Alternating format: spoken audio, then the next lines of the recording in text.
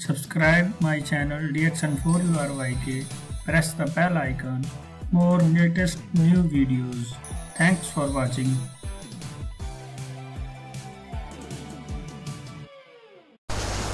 Ganoderma जो है लोगों की जिंदगी बदल रही है। कबीर ने बोला गैनोडर्मा लोगों की जिंदगी बदल रही है and it is true, very much true. आने वाले टाइम में बिस्तर पे पड़ जाऊंगा, but I was not worried. जिसका कोई हल ही नहीं है उसके बारे में चिंता क्यों करनी? वाई वरी अबाउट दैट जिसका सोल्यूशन नहीं है। उस मीटिंग में जब इस गैनोडर्मा के बारे में इंफॉर्मेशन दी गई, आई टुक इंटरेस्ट। इसके बारे में बहुत पढ़ा, बिना जानकारी हासिल किए हुए मैंने ये can you give me those capsules?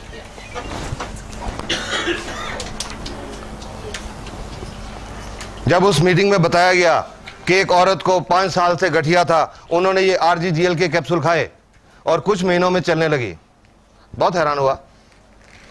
ये सुन के बहुत हैरान हुआ, but I think I did a wise thing that day कि इस बात को रिजेक्ट नहीं किया। नॉर्मली क्या देखते हैं एलोपैथिक लोग, कुछ आज इतना एक्सपीरियंस हो गया उसके बावजूद एलोपैथिक डॉक्टर्स हर्बल में विश्वास नहीं करते। बट मैंने शायद यही एक वाइज डिसीजन लिया कि मैंने उस इंफॉर्मेशन को रिजेक्ट नहीं किया। ये नहीं कि ब्लाइंडली एक्सेप्ट कर लिया। वो स्पीकर जो उस मीटिंग में बोल रहे थे, उनको मैंने यही कहा कि मेरे को कुछ पढ़ने के लिए दीजिए, लिटरेचर दीजिए, गिव मी इंफॉर्मेशन। और उन्होंने बहुत इंफॉर्मेशन दी। कुछ दिन पढ़ता रहा, वेबसाइट, बुक्स, लिटरेचर्स, और 6-7 दिन 8 दिन सब स्टडी करने के बाद मेरे को यह नहीं समझ आई कि इससे गठिया कैसे ठीक होगा। यह नहीं समझ आया। लेकिन एक बात समझ आ गई, पूरी तसल्ली कर ली एक बात पे, कि अगर मैं ये RGGL के कैप्सूल खाना शुरू करूं, ये मेरे को कोई नुकसान नहीं करेंगे। बस सिर्फ ये चीज समझ आई कि इसका कोई साइड इफेक्ट नहीं होगा। Will talk the question later on. सिर्फ ये बात पे तसल्ली की कि इससे कोई साइड इफेक्ट नहीं होगा, कोई नुकसान नहीं होगा। ये सोच के 14 जनवरी 2002 जो DXN का सिस्टम है, कंपनी के साथ रजिस्ट्रेशन होती है, फॉर्म भरना पड़ता है, मैंने भी अपना फॉर्म भरा और ये कैप्सूल RGGL खाने शुरू किए। भगवान का नाम लिया सबसे पहले और इस पे विश्वास किया। फेथ कहते हैं, विश्वास बहुत जरूरी होता है। बहुत लोग कहते हैं फलां डॉक्टर, उस डॉक्टर पे हमको इतना विश्वास है वो मिट्टी की पुड़ी भी देगा तो ठीक हो जाएंगे। विश्वास, इस पे विश्वास किया। और तीसरा, I gave a message to my mind कि मुझे अपाहिज नहीं होना, मुझे ठीक होना है। क्योंकि ये भी मैंने कहीं से सुना था, सीखा था कि अगर इंसान का जिंदगी के प्रति पॉजिटिव एटीट्यूड हो तो 30% प्रॉब्लम उसी से ठीक हो जाती है। और ये एक साइंटिफिक फैक्ट है। जब पॉजिटिव एटीट्यूड होता है, पॉजिटिव थॉट्स होती हैं, हमारे दिमाग में कुछ केमिकल्स रिलीज होते हैं, वो हमारे इम्यून सिस्टम को स्टिमुलेट करते हैं। तो ये 3 काम करके ये कैप्सूल खाने शुरू किए। एंड आई वॉज सरप्राइज्ड कि जब कुछ हफ्तों में, जस्ट ए फ्यू वीक्स, ये मेरे जॉइंट्स काम करने लगे, नॉर्मल चलने लगा। फिर मुझे लगा कि वाकई ये लोगों की जिंदगी बदलती है। उसके बाद इसके बारे में लोगों से बात करनी शुरू की, क्योंकि लगा इसमें बहुत सारे लोगों की प्रॉब्लम का हल हो सकते हैं। क्योंकि 30 साल की एलोपैथिक प्रैक्टिस में तो यही लगा था कि अगर डायबिटीज है तो सारी उम्र टीके लगते रहेंगे या गोलियां खाते रहेंगे, उससे शुगर का लेवल तो ठीक रहेगा, पर आने वाले टाइम में गुर्दे फेल हो जाएंगे, आने वाले टाइम में आंखें खराब हो जाएंगी, आने वाले टाइम में पैर में नाड़ियों में कोई प्रॉब्लम होगी, किसी के पैर कट भी जाएंगे। किसी को अस्थमा की प्रॉब्लम है तो चाहे वो अस्थमा का अटैक हो, टीका लग के ठीक हो जाएगा, लेकिन आने से रुकेगा नहीं। इसमें, इस प्रोडक्ट में ये नजर आया कि शायद प्रॉब्लम जड़ से ठीक हो सकती है। उस समय तो ये था शायद, क्योंकि उस समय मेरे सामने मेरा अपना ही रिजल्ट था और कोई रिजल्ट नहीं था। तो लोगों से मैंने बोलना शुरू किया। पेशेंट तो मेरे पास आते ही थे, क्रॉनिक पेशेंट्स। उनको बोलना शुरू किया कि आपको शुगर है, डायबिटीज है, ये RGGL खाओ। आपको हार्ट की प्रॉब्लम है, RGGL खाओ। गुर्दे की प्रॉब्लम है, RGGL खाओ। चमड़ी की प्रॉब्लम है, RGGL खाओ। गठिया है, RGGL खाओ। कैंसर है, RGGL खाओ। हाई ब्लड प्रेशर है, RGGL खाओ। लो ब्लड प्रेशर है, RGGL खाओ। तो आप समझ सकते हैं कि मेरा बहुत मजाक उड़ाया जाता था, बहुत मजाक उड़ाया जाता था मेरा। बहुत लोग ताने देते थे मेरे को, और कई तो मेरे दोस्त डॉक्टर्स, उन्होंने तो मेरे को ये भी कह दिया कि यार पुराना हम सुनते हैं आदमी सठिया जाता है, पर अभी तो तुम्हारी वो उम्र हुई नहीं, ये कैसी बहकी बहकी बातें करने लग गए कि एक ही प्रोडक्ट सब कुछ ठीक कर सकती है, एक ही दवाई सब कुछ ठीक कर सकती है। तो मैं उनको यही बात बोलता था कि आपके समझने में यही कमी है कि ये दवाई है, ये दवाई नहीं है। सिर्फ ये समझने की जरूरत है कि ये दवाई नहीं है। धीरे धीरे लोगों ने विश्वास करना शुरू किया, क्योंकि कॉन्फिडेंस था, कॉन्फिडेंस से बोलता था, because I had understood this product. विश्वास के साथ बोलता था, कॉन्फिडेंस के साथ बोलता था। धीरे धीरे लोगों ने विश्वास करना शुरू किया, इस्तेमाल करना शुरू किया, लोगों की प्रॉब्लम ठीक होने लगी। उन्होंने और आगे लोगों को बोलना शुरू किया, वो ठीक होते गए, और इस तरह करते करते ये लगभग 3.25 का सफल गुजर गया। और इन 3.25 सालों में जो सेटिस्फेक्शन मिली है, प्रोफेशनल सेटिस्फेक्शन, वो पहले 30 साल में नहीं मिली थी। I am saying this with confidence. अभी जस्ट अबाउट 1.5 months बैक, 1.5 महीना पहले, हरियाणा में एक जगह है असंध, वहां से एक पेशेंट आया मेरे पास, लगभग 41-42 साल का आदमी। उनको क्या प्रॉब्लम थी? पिछले लगभग 12-13 साल से बाईं टांग में खून की नाड़ी ब्लॉक थी। इसको मेडिकल भाषा में बोलते हैं, if any doctors are here, deep venous thrombosis, DVT, लगभग 11-12 साल से। और उसकी वजह से अल्सर्स हो जाते हैं, वीनस अल्सर्स। उस आदमी को पैर में, टांग में जख्म हो गए 1996 में, 1996।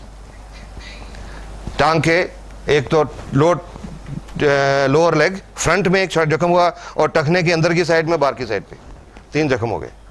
पहले लोकल उसके आसपास के छोटे मोटे डॉक्टरों की ट्रीटमेंट चलती रही, फिर डिस्ट्रिक्ट हॉस्पिटल में गए, रोहतक मेडिकल कॉलेज में गए, ऑल इंडिया इंस्टीट्यूट दिल्ली में आए, PGI चंडीगढ़ में गए। 9 साल तक उन अल्सर्स का ट्रीटमेंट होता रहा, पर वो अल्सर बढ़ता चला गया। और अभी जनवरी में 2 महीने पहले उनको बोला गया था एम्पुटेशन करनी पड़ेगी, टांग काटनी पड़ेगी, और वो कटवाने को तैयार हो गए कि 9 साल से तो देख रहे हैं कोई हल नहीं हो रहा। एम्पुटेशन के लिए तैयार हो गए। फरवरी में उनकी एम्पुटेशन होनी थी। उनके एक रिश्तेदार हैं, पटियाला में रहते, एक डॉक्टर हैं, वो भी मेडिकल ऑफिसर है पंजाब में, मेरे को जानते हैं, दोस्त हैं। उन्होंने उनको बोला कि टांग कटवाने से पहले एक बार आप पटियाला आ जाओ, जस्ट कम वंस। वो मेरे पास आए 1.5 महीना पहले, और जब उनकी जो पट्टियां बंधी हुई थी, जो पट्टियां खोली, जो टांग के नीचे जख्म था लगभग 3-3.5 इंच का, उसमें हड्डी नजर आ रही थी, कोई टिश्यू नहीं था। Tibia was clearly visible, no tissue, बिल्कुल मांस नहीं था उसमें। और टखने की अंदर की साइड में, बाहर की साइड में नर्व्स एंड टेंडन्स और विजिबल, नाड़ियां नजर आ रही थी, कोई टिश्यू नहीं था। जब पट्टी खोली तो वो मेरे से पूछने लगे, वो डॉक्टर, हाँ जी इसका क्या हो सकता है? आई टोल्ड हिम, 1 मिनट रुको। मैं घर गया, पहले जाके अपना कैमरा उठा के लाया, फोटो ली उनकी। वो डॉक्टर साहब नाराज हो गए कि मैं तो आपको मरीज देखने के लाया हूं और आप अपनी फोटोग्राफी शुरू कर दी, क्योंकि उनको पता था कि फोटोग्राफी मेरी हॉबी है। कि आपने फोटोग्राफी शुरू कर दी? मैंने कहा नहीं, ये बात नहीं है, ये बात ये है कि हम कॉन्फिडेंट ये ठीक हो जाएगा, और जब ये ठीक हो जाएगा, चमड़ी बिल्कुल नॉर्मल आ जाएगी, और लोगों को बताएंगे ऐसी हालत थी, लोग विश्वास नहीं करेंगे, इसलिए फोटो ली। और उसके बाद उनकी ड्रेसिंग की, ये RG का कैप्सूल, ये खोल के इसके 5-6 कैप्सूल, उसके ऊपर पाउडर डाला जख्मों के ऊपर, और उनको खाने के लिए, दोनों कैप्सूल खाने के लिए भी बताया, और उनको बोला कि मेरे को 15 दिन के बाद आके दिखा के जाइएगा, ये रोज इस तरह से ड्रेसिंग करिए, इसके साथ ड्रेसिंग करिए रोज। 15 दिन के बाद वो आए, उनका तीनों जख्मों में टिश्यू लगभग 25% ग्रो हो गया था इन 15 डेज। फिर से ड्रेसिंग की, और उनको बोला इसके साथ ड्रेसिंग जारी रखो, no antibiotics, I stopped all antibiotics. Only एक सेप्टेलिन टैबलेट होती है ना हिमालय ड्रग कंपनी की, सिर्फ वो दी, सब एंटीबायोटिक सारे बंद करी। He had been taking so many strong antibiotics, वो सब बंद करवा दिए। फिर 15 दिन के बाद बुलाया, आए, और उस 15 दिन के बाद यानी कि 1 महीने में उनका जख्म ग्रेनुलेशन टिश्यू पूरी तरह भर चुका था, कंप्लीटली, तीनों जख्म कंप्लीटली भर चुका था, और तीनों में साइडों में स्किन ग्रो होनी शुरू हो गई थी।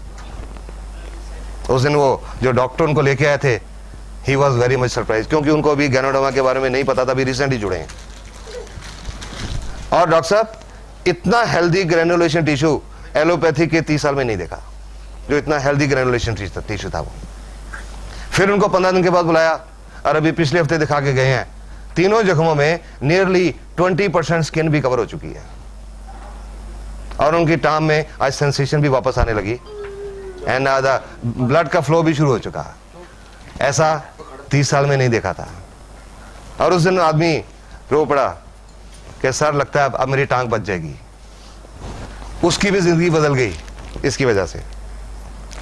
लोगों की जिंदगी बदलती है, इसकी वजह से बदलती है।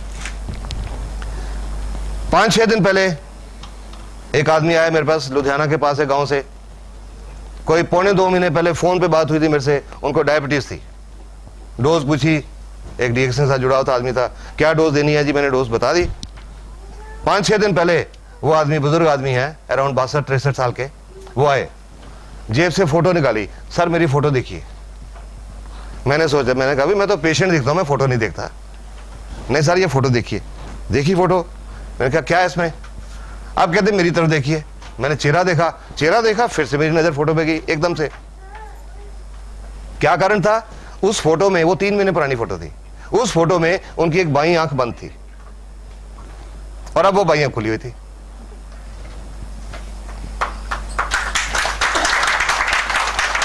तो मैंने पूछा भाई ये क्या है, क्योंकि मैं तो उस पेशेंट की हिस्ट्री जानता नहीं था, सिर्फ फोन पे बात हुई थी कि जी फलां को शुगर है, कैसे शुरू करें। तो वो बताने लगे, बोलते हैं जी आप 3 बहुत मशहूर डॉक्टर हैं आंखों के पंजाब में, दुनिया में मशहूर हैं, उन्होंने तीनों का नाम लेके कहा कि आपकी इस दवाई ने वो तीनों डॉक्टरों को फेल कर दिया। मैं 8 मिनट कि आज से 8 साल पहले एक्सीडेंट हुआ था, और एक्सीडेंट में ये आंख की नर्व डैमेज हो गई, रोशनी भी आंख की बहुत कम हो गई, सिर्फ 20% रह गई, और ये पलक ये गिर गई, उठती नहीं थी। तो सब आंखों के डॉक्टर ने बोला कि ये नाड़ी आपकी डेड हो गई है, ये नहीं ठीक हो सकती सारी उम्र। और 1.25 महीने में उनकी ये पलक खुल गई, उसकी भी जिंदगी बदल गई। गैनोडर्मा से जिंदगी बदलती हैं। These are some recent result तो अब बहुत हैं, पर उसके बावजूद भी, अब मैं आपको फ्रैंकली बताऊं, कई लोग अब भी विश्वास नहीं करते। बट हम लोग जो डीएक्स से जुड़े हैं, हमको पता इसमें कितनी ताकत है, सो हम लोगों के साथ इंफॉर्मेशन शेयर करते जाते हैं। किसी को अच्छा लगे ठीक, ना अच्छा लगे ठीक। अब ये नमस्कार क्या चीज है, ये सब कुछ कैसे होता है, लेट्स डिस्कस दैट। नहीं है जो कह सके कि मैं 100% स्वस्थ हूं, हर एक को कुछ ना कुछ प्रॉब्लम है, तो इसलिए इसकी हर एक को जरूरत है। आज हर एक स्वस्थ क्यों नहीं है? ये जो खाने पीने में जो प्रॉब्लम्स हैं, नेचर ने, प्रकृति ने ये जो ह्यूमन बॉडी बनाई है, इंसान का शरीर, ये दुनिया का सबसे बढ़िया डॉक्टर है। Human body is the best doctor in the world. दुनिया का सबसे बढ़िया डॉक्टर है ये इंसान का शरीर, क्योंकि नेचर ने इस शरीर के अंदर एक बहुत अद्भुत ताकत रखी हुई है। Natural defence system, immune system, बीमारियों से लड़ने की अंदर की ताकत, रोग प्रतिरोधक शक्ति। अगर इंसान का इम्यून सिस्टम बिल्कुल ठीक है, पूरी तरह फंक्शनल है, तो और किसी डॉक्टर की जरूरत नहीं पड़ती, कोई बीमारी नहीं आती अंदर। इतनी ताकत प्रकृति ने दी हुई है, इंसान का शरीर, इम्यून सिस्टम सब बीमारियों से निपट सकता है। पर आज इम्यून सिस्टम बिगड़ गया, बहुत बिगड़ गया। क्यों बिगड़ गया? खाने पीने की क्वालिटी बदल गई, toxins, we are eating toxins, विषैले पदार्थ, खेतों में फर्टिलाइजर, पेस्टिसाइड्स, इंसेक्टिसाइड्स, यूरिया से बना हुआ दूध, दूध के लिए जानवरों को टीके, और ये जो सब केमिकल्स हैं ये उस खुराक के रास्ते, उस दूध के रास्ते हमारे अंदर जा रहे हैं। ठीक बात है ना? ये हमारे अंदर जा रहे हैं।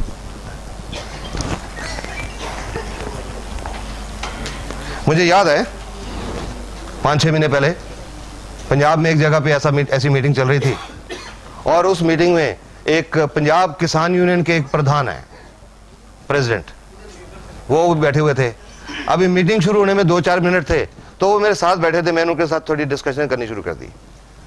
मैंने कहा जी आप बुजुर्ग हैं, आप सियासत में भी हैं, पॉलिटिक्स में भी हैं, बहुत आपकी जानकारी बहुत होगी, आप क्या मेरे को बता सकते हैं कि आज बहुत बीमारियां बहुत बढ़ रही हैं, वो क्यों बढ़ रही हैं?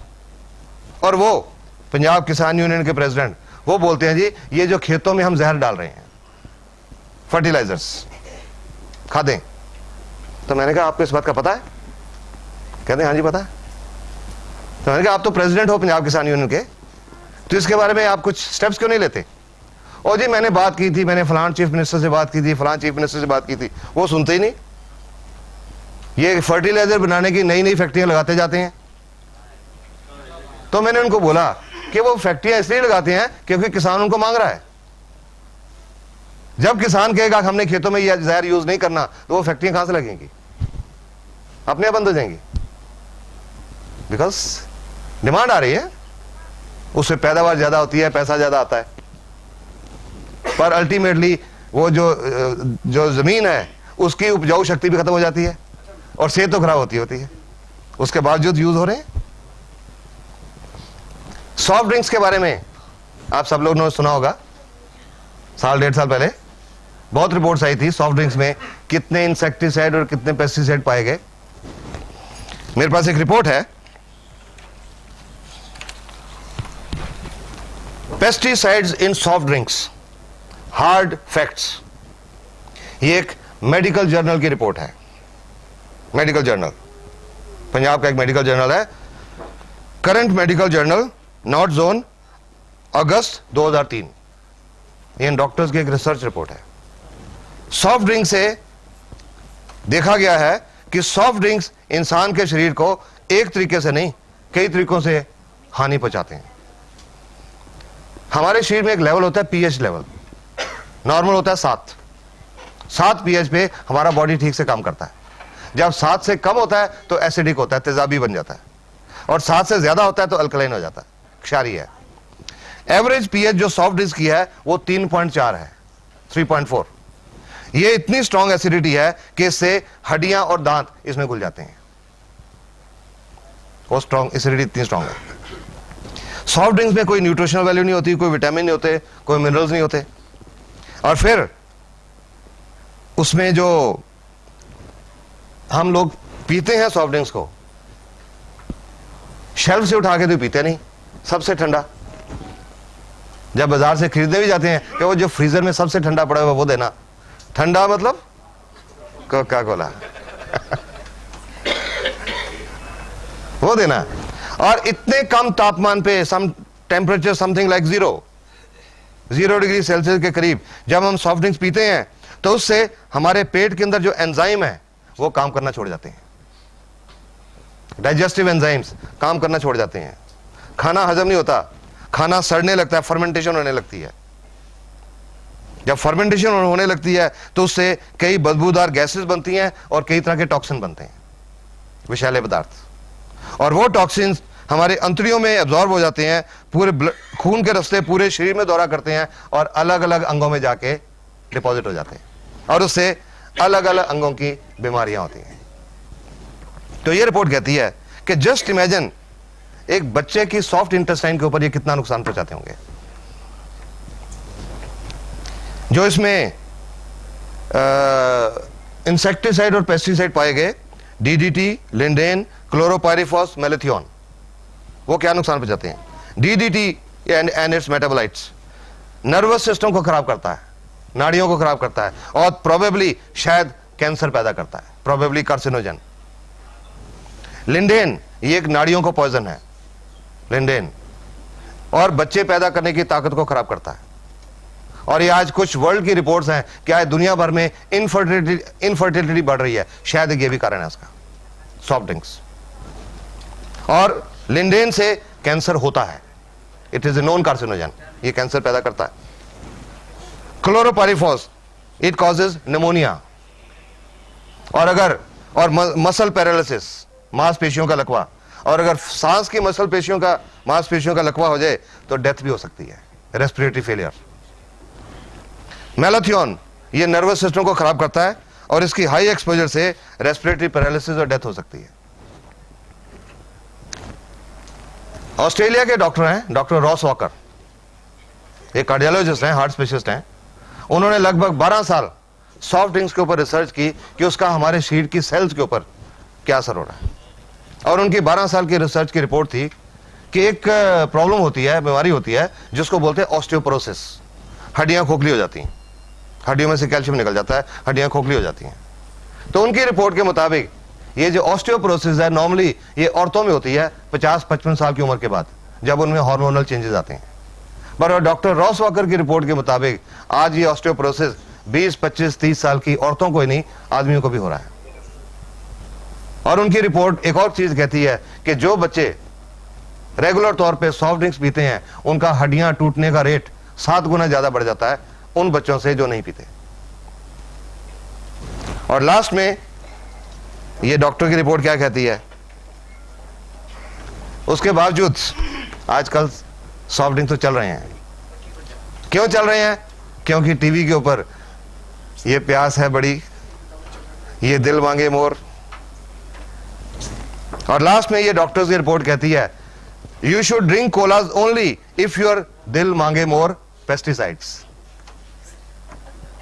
ये डॉक्टर्स की रिपोर्ट है, एक मेडिकल जर्नल की रिपोर्ट।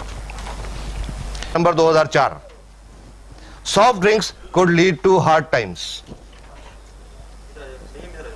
टाइम्स ऑफ इंडिया की रिपोर्ट है, पर यह रिपोर्ट टाइम्स ऑफ इंडिया की नहीं है, यह एक अमेरिका के जर्नल की रिपोर्ट है।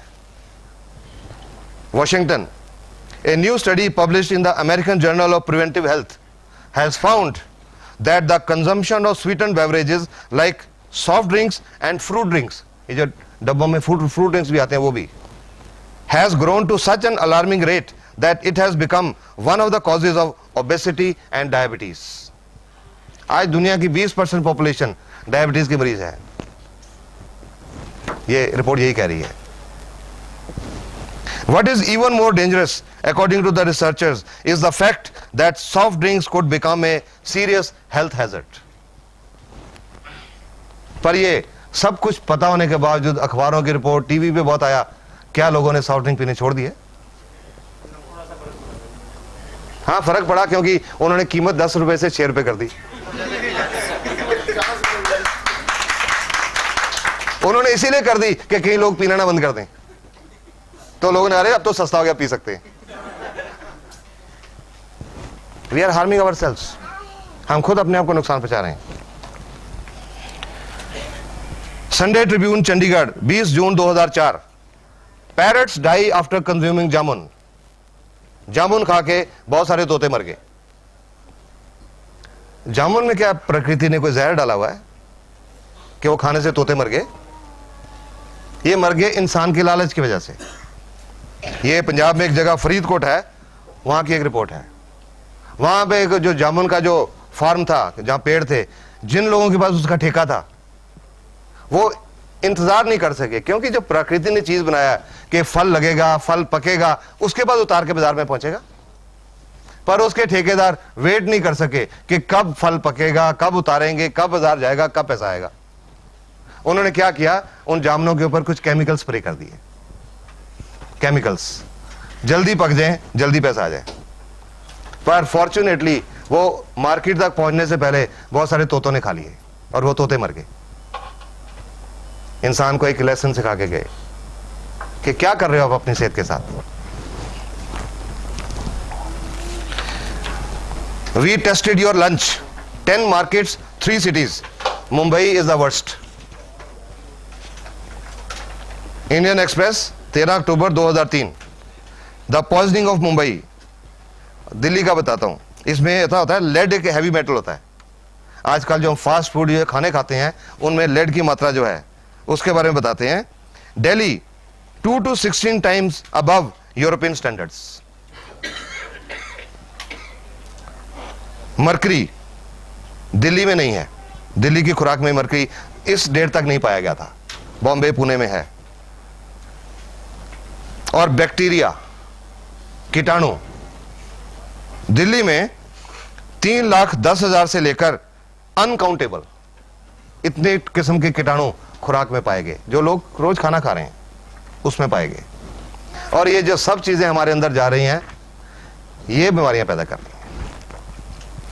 हवा में जो आज प्रदूषण की मात्रा है उससे कितने टॉक्सिन हमारे अंदर जा रहे हैं।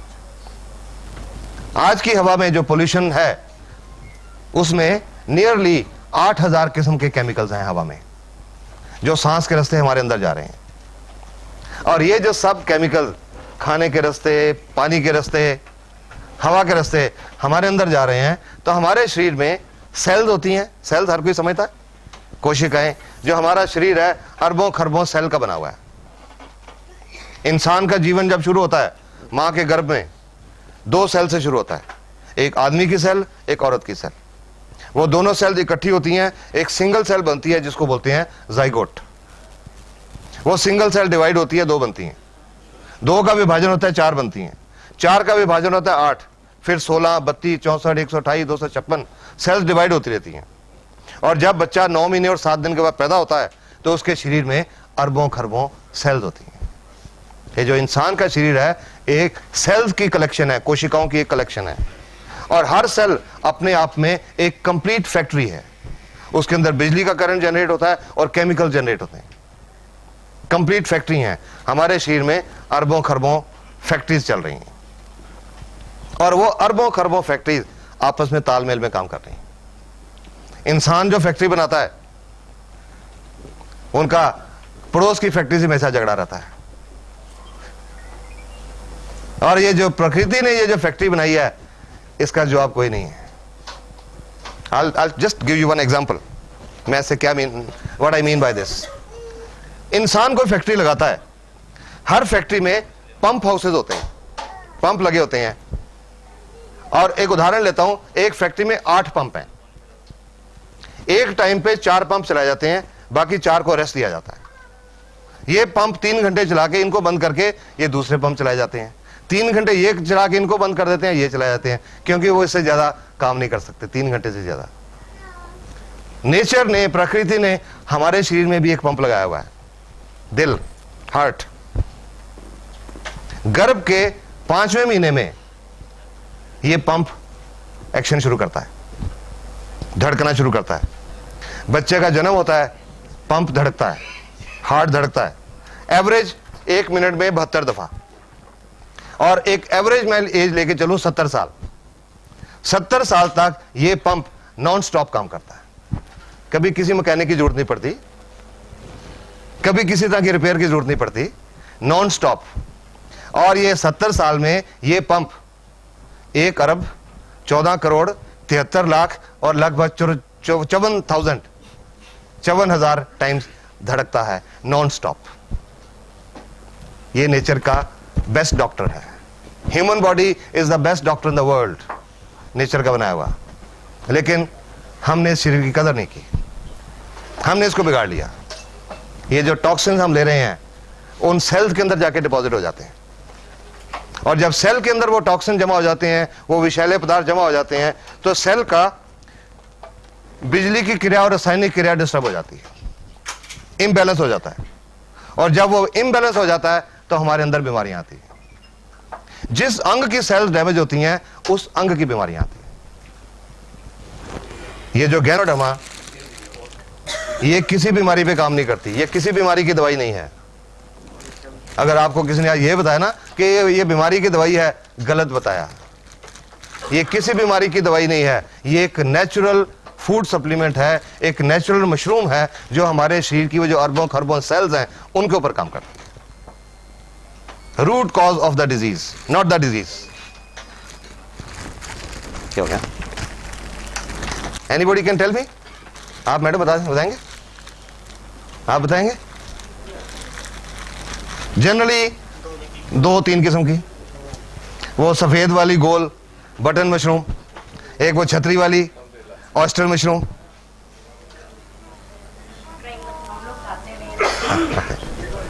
आज से 3.25 साल पहले मैं यही जानता था कि खुम्बी 2 किस्म की होती हैं, पर उस मीटिंग में जाके पता लगा कि खुम्बी दुनिया में 38,000 किस्म की होती हैं। 38,000 varieties of mushroom in the world. अभी एक लेटेस्ट आगरा यूनिवर्सिटी की एक रिपोर्ट मिली है मेरे को, agriculture people can tell better. Yes, वो अभी रिपोर्ट पता है। उस रिपोर्ट के मुताबिक खुम्बी दुनिया में 67,000 किस्म की होती हैं, 67,000। उन 67,000 में से या 38,000 में से ये एक किस्म की खुम्बी है, एक मशरूम है, नेचुरल मशरूम। मैंने इसका नाम 7 जनवरी 2002 को जिंदगी में पहली बार सुना था, कुछ नहीं जानता था ये क्या है। आज इसके बारे में बहुत कुछ जान गया, लेकिन इसकी हिस्ट्री नहीं चलता। गैनोडर्मा चीन में इस्तेमाल हो रही है। चीन के वैद्य हकीम ट्रेडिशनल चाइनीज मेडिसिन, TCM बोलते हैं इसको, ट्रेडिशनल चाइनीज मेडिसिन में इसको 5000 साल से इस्तेमाल किया जा रहा है और लगभग हर बीमारी के उनके पास रिजल्ट है। एक आदमी हुआ चीन में जिसका नाम है शेननोंग।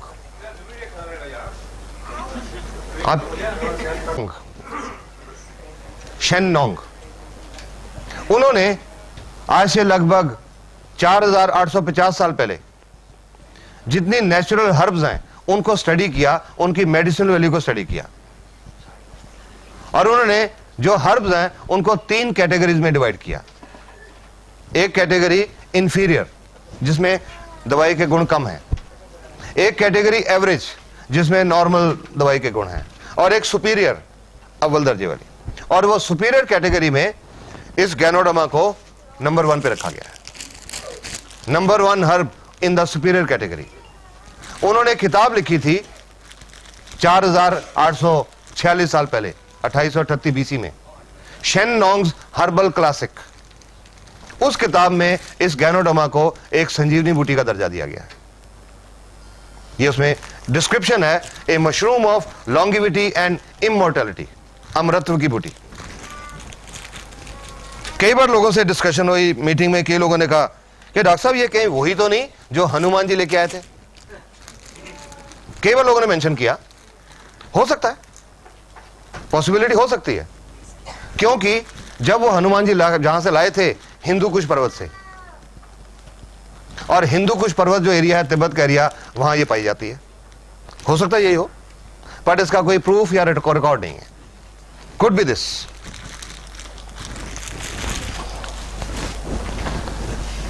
तो वो जो किताब है शेननोंग्स हर्बल क्लासिक, आज से लगभग 100 साल पहले दुनिया की नजरों में आई, अलग अलग भाषाओं में उसकी ट्रांसलेशन हुई, तो पूरी दुनिया ने गैनोडर्मा के ऊपर रिसर्च करना शुरू किया।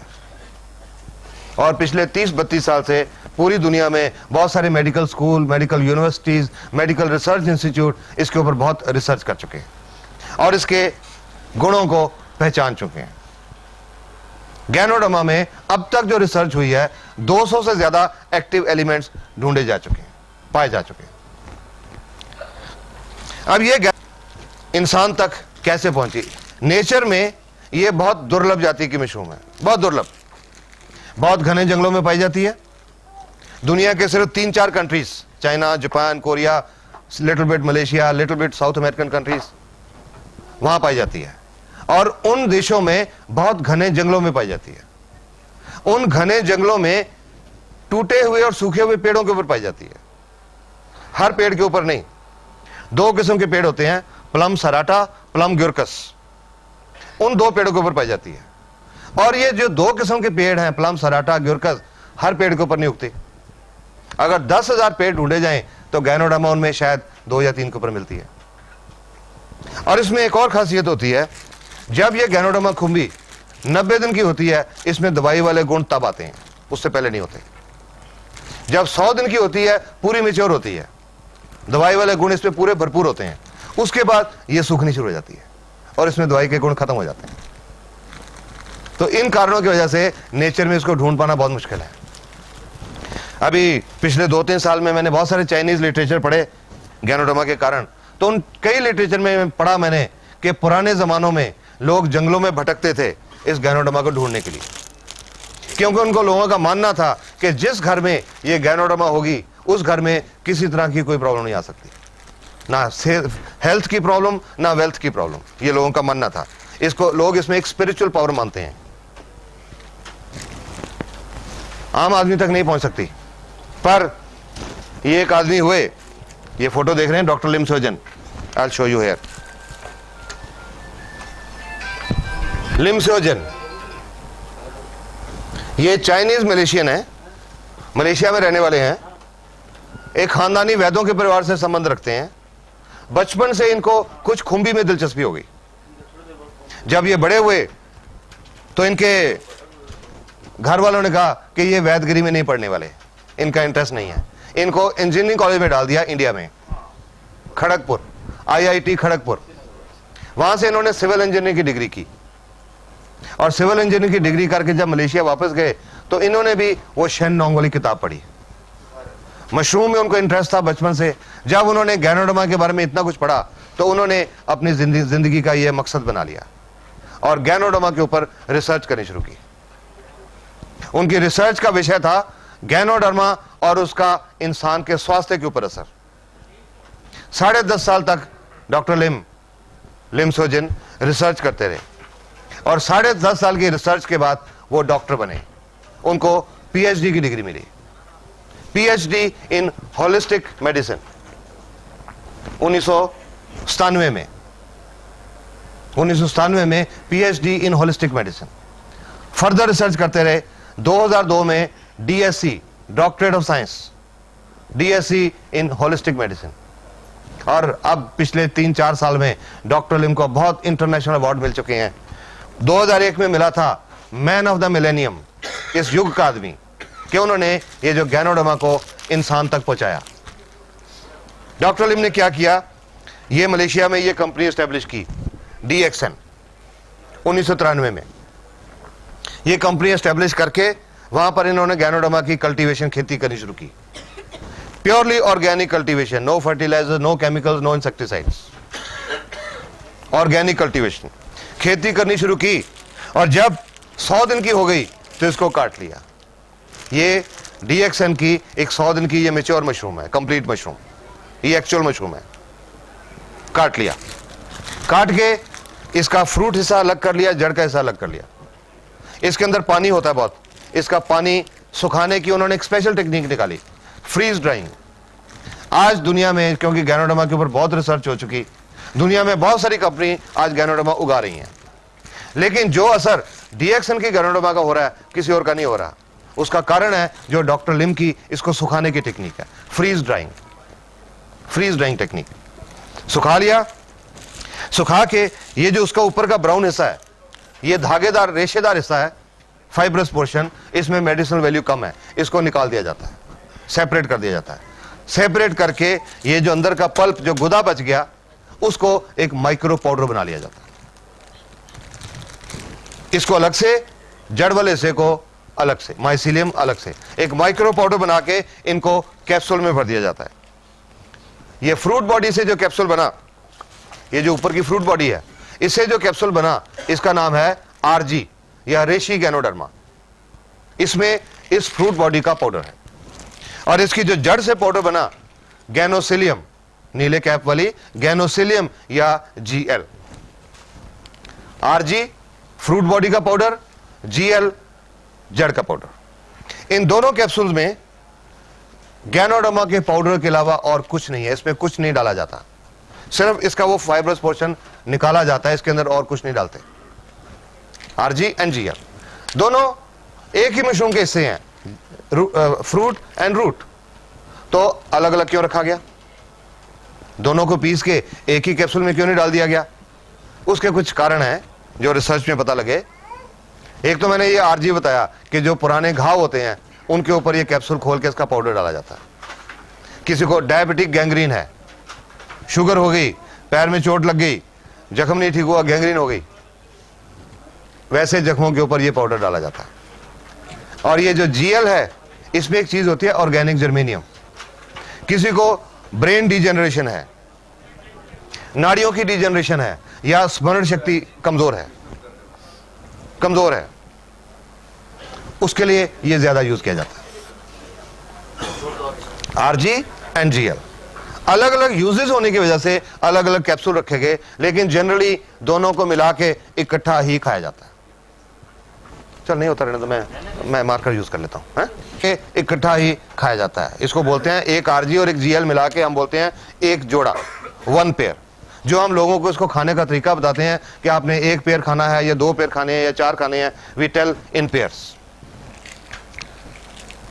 अब एक ही चीज, एक ही मशरूम जो दवाई नहीं है, सारी बीमारियां कैसे ठीक कर सकती है? This is an important thing. आ जाएगा थोड़ा आगे, थोड़ा सा आगे। हाँ चल।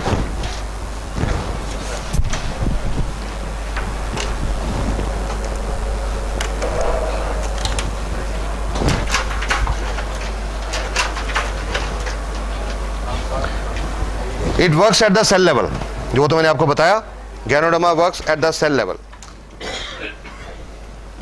इट इज नॉट डिजीज और ऑर्गन स्पेसिफिक, किसी बीमारी या किसी अंग के लिए स्पेसिफिक नहीं है। हाँ थोड़ी जगह दीजिए मेरे को।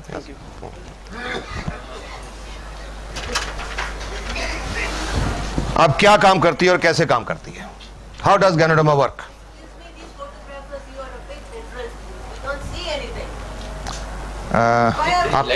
आप ऐसा करो, इसका पाउडर रिलीज होता है, वो पाउडर खून में मिक्स होता है और खून के द्वारा पूरे बॉडी में सर्कुलेट करता है, घूमता है। और खून जो हमारा है, हमारे शरीर की जो अरबों खरबों सेल हैं, एक एक सेल तक खून पहुंचता है, क्योंकि सेल को खुराक मिलती है खून से, सेल को ऑक्सीजन मिलती है खून से, तो वो खून एक एक सेल तक पहुंचता है। उस खून में गैनोडर्मा भी मिली हुई है, गैनोडर्मा भी एक एक सेल तक पहुंचती है और वो सेल के अंदर जाके गैनोडर्मा अपना काम करना शुरू करती है। 5 स्टेप्स हैं इसके काम करने के। सबसे पहला इसका असर शुरू होता है स्कैनिंग। ये शरीर में जाके ढूंढना शुरू करती है, स्कैनिंग करने शुरू करती है बॉडी की। आपने स्कैनिंग के बारे में जानते होंगे। किसी का पेट दुखता है, डॉक्टर साहब के पास जाते हैं कि डॉक्टर साहब पेट दर्द होता है, डॉक्टर साहब दवाई लिख के देते हैं, 5 दिन खाओ। मरीज ने 5 दिन दवाई खाई, वापस आ गया कि डॉक्टर साहब दर्द ठीक नहीं हुआ। डॉक्टर साहब ने दोबारा चेक करके और एक और दवाई लिख दी, 5 दिन ये खाओ। फिर 5 दिन के बाद मरीज वापस आ गया कि डॉक्टर साहब दर्द तो ठीक नहीं हुआ। तो डॉक्टर साहब कहते हैं भाई आपकी बीमारी समझ नहीं आ रही, ऐसा करो स्कैन करा के लाओ, अल्ट्रासाउंड स्कैन, पेट का अल्ट्रासाउंड करा के लाओ, हम ढूंढें कि बीमारी क्या है। कोई मरीज बेहोश हो जाता है, अस्पताल में डॉक्टर के पास लेके जाते हैं, डॉक्टर साहब को बीमारी समझ नहीं आती, तो मरीज के रिश्तेदार को क्या बोलते हैं? स्कैन, सीटी स्कैन, दिमाग का स्कैन करा के लाओ, हम ढूंढें बीमारी क्या है। स्कैन का मतलब ढूंढना। गैनोडर्मा ये शुरू करती है, हमारे शरीर में जाके डॉक्टर का काम करना शुरू करती है, ढूंढना शुरू करती है क्या? वो सेल्स जो डैमेज्ड हैं। क्यों डैमेज्ड हैं? उनके अंदर हम जो टॉक्सिन खा पी रहे हैं वो जमा हो गए और उसकी वजह से उनका जो बिजली और रासायनिक क्रिया डिस्टर्ब होगी। उन सेल्स को गैनोडर्मा ढूंढना शुरू करती है। 1 दिन से लेकर 30 दिन तक इसका रेंज है काम करने का, स्कैनिंग का। ज्यादा सेल्स खराब होंगी, ज्यादा दिन लगेंगे, कम सेल डैमेज होगी, जल्दी स्कैनिंग हो जाएगी। 1 दिन से लेकर 30 दिन तक। आप 2 दिन लगे या 4 दिन लगे या 10 या 15 या 20, गैनोडर्मा ने ढूंढ लिया ये सेल खराब है, ये खराब है, ये खराब है, ये खराब है, ये खराब है, ये खराब है। गैनोडर्मा ने सारी सेल ढूंढ ली, आइडेंटिफाई कर ली। अब गैनोडर्मा को नहीं पता कि वो सेल लिवर की है या फेफड़े की है या दिल की है या गुर्दे की है या दिमाग की है या चमड़ी की है या आंख की या नाक की, किस ऑर्गन की सेल है ये गैनोडर्मा को नहीं पता। गैनोडर्मा ने तो सिर्फ वो सेल्स ढूंढी हैं जो खराब है और फिर उन सेल के ऊपर गैनोडर्मा काम करना शुरू करती है, उनकी सफाई, क्लींसिंग। ये लाइट बंद कर दे यार, पीछे स्विच होगा। हाँ उन सेल की सफाई या डिटॉक्सिफिकेशन, उन सेल के अंदर जो टॉक्सिन्स हैं, जो विषैले पदार्थ हैं, उनको सेल से बाहर निकालना शुरू करती है, कोशिकाओं में से बाहर निकालना शुरू करती है, और कोशिकाओं में से बाहर निकाल के हमारे शरीर से बाहर निकालना शुरू करती है। शरीर से बाहर कैसे निकालती है? जो प्राकृतिक रास्ते हैं निकलने के, पेशाब के रास्ते या पसीने के रास्ते या बलगम के रास्ते या नाक के नजले के रास्ते या आंख में आंसुओं के रास्ते या उल्टी के रास्ते या दस्त के रास्ते या कोई चमड़ी पे फोड़े फुंसी होने के रास्ते, जो नेचुरल रास्ते हैं, उन रास्तों से ये टॉक्सिन शरीर से बाहर निकलना शुरू करते हैं। डिटॉक्सिफिकेशन का पीरियड है 1 सप्ताह से लेकर 30 सप्ताह तक, 1 week to 30 weeks. This is understandable कि जितना कचरा अंदर ज्यादा इकट्ठा हुआ होगा, सफाई करने में उतना ज्यादा टाइम लगेगा।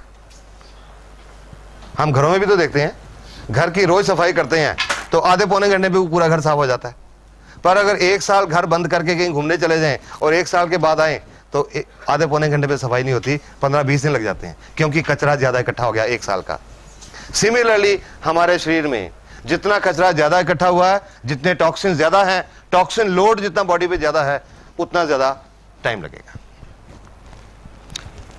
इस दौरान जब डिटॉक्सिफिकेशन चल रही है, शरीर के अंदर कुछ चेंजेस आते हैं, कुछ तब्दीलियां आती हैं। ये एक बहुत इंपॉर्टेंट चीज है समझने की, अंडरस्टैंड इट वेरी वेल। नहीं तो जो लोग ये समझते नहीं, गैनोडर्मा खाना शुरू करते हैं, 15 दिन के बाद छोड़ देते हैं, अरे मेरे को तो रिएक्शन हो गया मैंने तो छोड़ दी। हुआ था, मैंने 1 महीना खाई, मेरे को तो रिएक्शन हो गया, मैंने तो छोड़ दी। ये बहुत जरूरी बात समझने की है। गैनोडर्मा का कोई रिएक्शन नहीं होता, इसका कोई साइड इफेक्ट नहीं है, कोई नुकसानदायक इफेक्ट नहीं है, no harmful effect. I can say that with confidence today. But, thank you. But during detoxification, जब सेल की सफाई चल रही है तो शरीर में कुछ सिम्टम्स आते हैं, कुछ लक्षण आते हैं, उनको हम बोलते हैं एलमेंट रिफ्लेक्शन। Element reflection.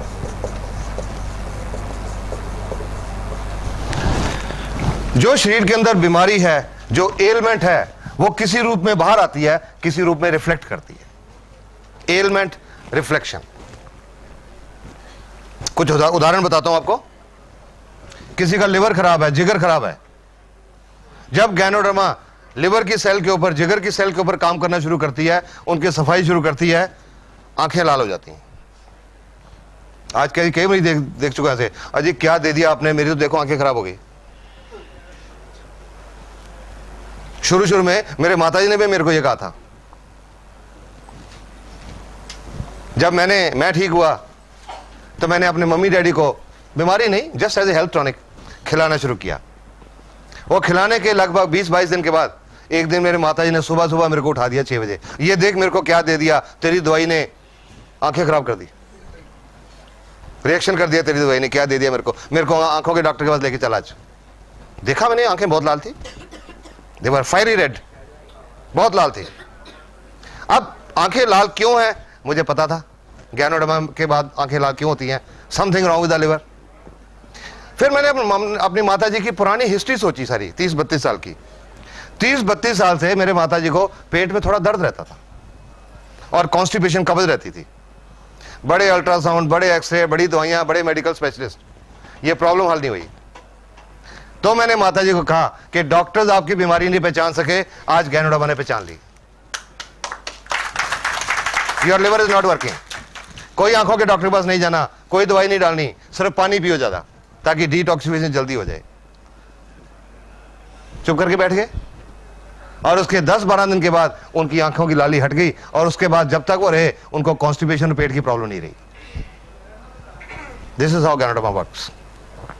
किसी को गुर्दे की तकलीफ है, किडनी फेलियर है, जब गैनोडर्मा गुर्दे की सेल पे काम करे तो कानों में भारीपन महसूस होता है, लगता है जैसे कान बंद हो रहे हैं। किसी को अधरंग, पैरालिसिस या लकवा है, जब गैनोडर्मा नाड़ियों की सेल के ऊपर, नर्व सेल के ऊपर काम करे तो वो लक्के वाली जगह पे दर्द होनी शुरू हो जाती है। किसी को दमा की प्रॉब्लम है, जब गैनोडर्मा फेफड़े की सेल को साफ करती है, उस मरीज को कुछ उल्टियां आती हैं और कुछ दिन के लिए बलगम निकलती है। किसी को दिल की बीमारी है, हार्ट की आर्टरीज ब्लॉक्ड हैं, नाड़ियां बंद हैं, जब गैनोडर्मा उनको साफ करना शुरू करती है, चेहरे के ऊपर सेक निकलता महसूस होता है, गर्मी महसूस होती है, कईयों का चेहरा लाल भी हो जाता है। किसी का ब्लड प्रेशर ज्यादा रहता है, हाई ब्लड प्रेशर, उनको सिर के पिछले हिस्से में ऊपर दर्द होता है। जिनका ब्लड प्रेशर कम रहता है, उनका सिर के पिछले हिस्से नीचे दर्द होता है। जिनको सर्वाइकल स्पॉन्डिलोसिस की प्रॉब्लम है, उनको चक्कर महसूस होते हैं। जिनको माइग्रेन, आधा सिर दुखता है, उनका दर्द थोड़ा सा ज्यादा होता है। जिनको जोड़ों का दर्द है, गठिया है, दर्द थोड़ा ज्यादा होता है। जिनको बवासीर की प्रॉब्लम है, उनको खून आता है मोशन के साथ। जिनको शुगर की प्रॉब्लम है, शुगर का लेवल थोड़ा सा बढ़ता है, नथिंग टू वरी, थोड़ा सा बढ़ता है, ज्यादा नहीं। और अगर शुगर वालों के किसी के अंदर के ऑर्गन भी डैमेज है, किडनी फेलर है, आंखों की प्रॉब्लम है या कुछ और है, उनके ये कलाई के ऊपर, रिस्ट के ऊपर या टखने, एंकल के ऊपर सूजन भी आती है। All these are positive science. ये सब पॉजिटिव साइन है। इसका मतलब है गैनोडर्मा ने बीमारी पहचान ली और काम करना शुरू कर दिया। लगभग महीना 1.5 महीना पहले मेरे को एक औरत का फोन आया। लगभग 4 महीने पहले उनकी कुछ प्रॉब्लम थी जो अल्ट्रासाउंड में भी शो हो रही थी। गुर्दे में एक 36 mm की एक रसौली थी, सिस्ट, एक गुर्दे में। उनकी ओवरी, अंडकोश, उसमें एक 3 सेंटीमीटर की एक सिस्ट थी। और उनके यूट्रस में, बच्चादानी में, एक 8 mm का फाइब्रॉइड था, रसौली। उन्होंने उसके लिए गैनोडर्मा की ट्रीटमेंट शुरू की। और ये शुरू करने के लगभग 2-2.5 महीने के बाद एक दिन मेरे को उनका फोन आया, और डॉक्टर साहब आपकी दवाई ने तो गड़बड़ कर दी। मैं कह जी कौन सी दवाई? मैंने तो कोई दवाई दी नहीं आपको। वो जी वो जो आपके कैप्सूल हैं। मैं जी दवाई नहीं है, वो टॉनिक है। अच्छा जो भी है, उसने गड़बड़ कर दी। मैंने कहा क्या हुआ? जी कल मेरे को बहुत दस्त लगे शाम को, और आज सुबह खून भी आया साथ में। मैंने रात को भी नहीं खाई, सुबह भी नहीं खाई, खराब कर दिया इसने। मैंने तो उनको एक ही क्वेश्चन पूछा कि आपको कोई पुरानी बवासीर की शिकायत तो नहीं है? वो तो जी 10 साल से है। मैं कहा गैनोडर्मा वही दिखा रही है कि आपके अंदर वो भी है। इसके लिए कुछ नहीं करना, 1-2 दिन में ठीक हो जाएगा। उसके बाद फोन नहीं आया। उसके बाद लगभग 1 महीने के बाद वो औरत अपना फरवरी के महीने का अल्ट्रासाउंड करा के लाई। पहला सितंबर का था, फरवरी का अल्ट्रासाउंड। उस अल्ट्रासाउंड रिपोर्ट के मुताबिक जो ओवरी में सिस्ट थी वो अब नहीं थी, जो यूट्रस में फाइब्रॉइड था वो अब नहीं था, और गुर्दे में जो 36 mm की सिस्ट थी वो अब 20 mm रह गई थी। About 3.5 months। तो मैंने उनसे पूछा कि जी आपने उस दिन फोन करके मेरे को कहा था, आप घबरा गए थे, तो आपने उसके बाद मेरे को बताया नहीं। कहते जी आपने बताया था 1-2 दिन में बंद हो जाएगा, दूसरे दिन बंद हो गया, कुछ नहीं करने की जरूरत पड़ी। And now she is so happy. So ganoderma दिखाती है कुछ अंदर, आपके पूरा स्कैनिंग करके एक पहले लिस्ट बनाती है कि आपके अंदर ये है, ये है, ये है, ये है, सारी बीमारियां ढूंढ के बताती है। और वो किसी रूप में बताती है एलमेंट रिफ्लेक्शन। इसका जो एलमेंट रिफ्लेक्शन का जो पीरियड है, एवरेज पीरियड 1 सप्ताह से लेकर 3 सप्ताह तक है, 1 week to 3 weeks।